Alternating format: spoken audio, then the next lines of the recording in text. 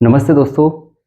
आपके मन में एक सवाल कई बार आता होगा कि पावर हाउस से जो हमारे घरों में इलेक्ट्रिसिटी जो आ रही है, बिजली जो आ रही है, बिजली आने के बाद में हम अलग-अलग युक्तियों के द्वारा, अलग-अलग उपकरणों के द्वारा उस बिजली का यूज़ करते हैं और यूज़ करने के बाद में वो जो बिजली है, वो कहाँ पर चली जाती है। जैसे फॉर एग्ज़ाम्पल पावर हाउस से हमारे घर में बिजली आई, बीच में मीटर में रीडिंग आई और रीडिंग आने के बाद में हमने मान लीजिए फैन स्टार्ट किया, हमने माइक्रोवेव ओवन स्टार्ट किया या हमने कोई गीज़र स्टार्ट किया, तो वो या हमने पंखा स्टार्ट किया, तो वो पंखा या गीज़र या ओवन ये काम करने के बाद में बिजली जो है वो कहाँ चली जाती है?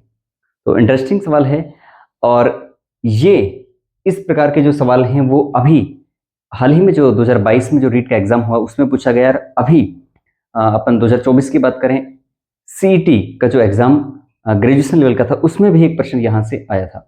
तो आप इसको समझिए दोस्तों कि होता क्या है, बिजली एक प्रकार की एनर्जी है, लाइट एक प्रकार की एनर्जी है, ठीक है?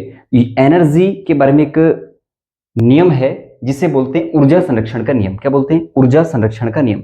और ये नियम क्या कहता है? ये नियम कहता है कि ऊर्जा को न तो उत्पन्न किया जा सकता है और न ही ऊर्जा को नष्ट किया जा सकता है, बल्कि ऊर्जा को एक रूप से दूसरे रूप में रूपांतरित किया जा सकता है। यानी कि ऊर्जा को हम न उत्पन्न भी नहीं कर सकते कि हम उसको ऊर्जा को बना रहे हैं, नहीं, हम बना नहीं सकते और ना ही हम ऊर्जा को नष्ट कर सकते हैं कि हमने तो ऊर्जा नष्ट की।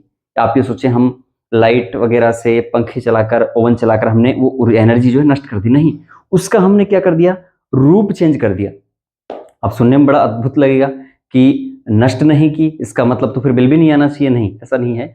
एक्चुअल में क्या है, अगर देखा जाए फिजिक्स की लैंग्वेज में, फिजिक्स के थ्योरी के हिसाब से अगर देखें, तो वो ऊर्जा नष्ट ही नहीं होती और ना ही हमने उत्पन्न किया उसको, बल्कि क्या है, उसका हमने रूप परिवर्तित कर दिया। ऐसे ही सवालों के बारे में यहाँ चर्चा करेंगे, कैसे-कैसे सवाल इस टॉपिक से यहाँ आते हैं। पहले तो अपन ये स्पष्ट कर लें, ऊर्जा संरक्षण का नियम क्या है? ऊर्जा संरक्षण का नियम ये कहता है कि ऊर्जा न तो उत्पन्न की जा सकती है और न ही ऊर्जा नष्ट की जा सकती है, बल्कि इसे एक रूप से दूसरे रूप में परिवर्तित किया जा सकता है। जैसे कोई भी अपन एक उपकरण की बात कर लें, जैसे हम इलेक्ट्रिसिटी से, विद्युत से लाइट जलाते हैं, बल्ब जलाते हैं, तो बल्ब क्या करता है? उस इलेक्ट्रिसिटी को प्रकाशीय ऊर्जा के अंदर चेंज कर देता है और बाद में वो प्रकाश फोटोन के रूप में इस ब्रह्मांड के अंदर विलीन हो जाते हैं, ठीक है? इसी तरह से बाकी जो युक्ति है उसके बारे में बात करें, जैसे सबसे पहले विद्युत बल्ब, विद्युत ऊर्जा से किस में चेंज कर देता है? ऊष्मा व प्रकाश की ऊर्जा में। क्योंकि जब बल्ब जलता है तो प्रकाश उत्पन्न होता है, जाहिर सी बात है, साथ में वो बल्ब कुछ गर्म हो जाता है, हीट उसमें हो जाती है, तो इसलिए विद्युत ऊर्जा से ऊष्मा व प्रकाश ऊर्जा में चेंज हो जाता है।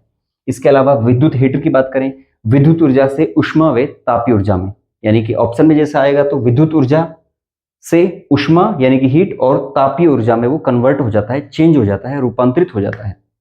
इसके अलावा मोमबत्ती, जब हम मोमबत्ती जलाते हैं तो मोमबत्ती का जलना कैसा उदाहरण है? पढ़ेंगे, इसमें पढ़ा है, वीडियो अपन देखना, केमिस्ट्री का ही एक टॉपिक, भौतिक और रासायनिक परिवर्तन में। तो जब मोमबत्ती जलती है तो उसमें रासायनिक परिवर्तन होता है, हालांकि इसमें भौतिक और रासायनिक दोनों होते हैं, लेकिन रासायनिक परिवर्तन होता है तो रासायनिक ऊर्जा से प्रकाश या उष्मीय ऊर्जा में चेंज होते हैं। क्यों? क्योंकि जब मोमबत्ती जलती है तो उसमें प्रकाश उत्पन्न होता है, तो प्रकाश ऊर्जा, प्लस में वो वहां पर हीट भी उत्पन्न हो रही है, गर्मी भी, इसलिए वो प्रकाश ऊर्जा और उसमें ऊर्जा दोनों में वो जो है वो चेंज होती है, रूपांतरित होती है। इसी तरह से विद्युत सेल की बात करें, विद्युत सेल क्या करता है? रासायनिक ऊर्जा से विद्युत ऊर्जा में कन्वर्ट करता है। लेकिन यहाँ पर एक पॉइंट यहाँ पर है, लिखा नहीं है अपने, बैटरी के बारे में ध्यान रखें। बैटरी वो क्या करती है? बैटरी को अपन पहले बिजली से चार्ज करते हैं, तो बिजली से चार्ज करने का मतलब विद्युत ऊर्जा को रासायनिक ऊर्जा और रासायनिक ऊर्जा से फिर वापस से किसमें? बिजली यानी कि विद्युत ऊर्जा में कन्वर्ट करती है। विद्युत ऊर्जा से रासायनिक ऊर्जा और रासायनिक ऊर्जा से विद्युत ऊर्जा में रूपांतरित किया जा सकता है, किसके द्वारा? जितनी भी बैटरी, जितनी भी चार्जेबल जो बैटरी है वो सभी इस कैटेगरी में आती है।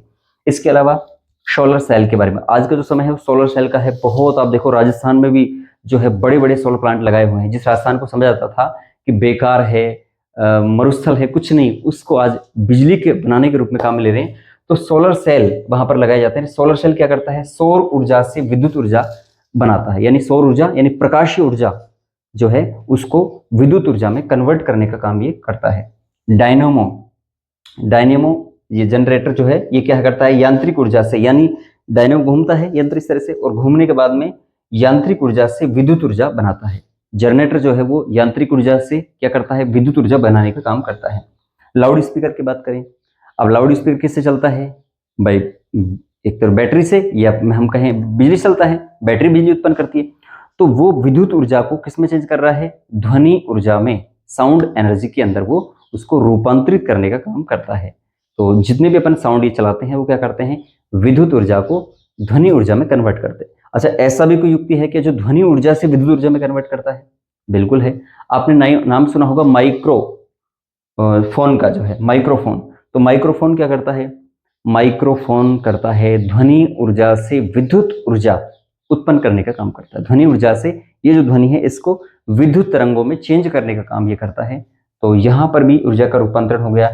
इसी तरह से सितार की बात करें, सितार में अपन क्या करते हैं, यंत्र है एक प्रकार का, यानी कि यांत्रिक ऊर्जा से चेंज हो कर रहा है किसमें, ध्वनि ऊर्जा के अंदर, क्योंकि ध्वनि उत्पन्न होती है ना। तो ये हो गया यांत्रिक ऊर्जा से ध्वनि ऊर्जा। अब बैंड वगैरह हैं वो सारे इसी कैटेगरी के अंदर आ जाएंगे, ठीक है। फिर इंजन, इंपॉर्टेंट वेरी।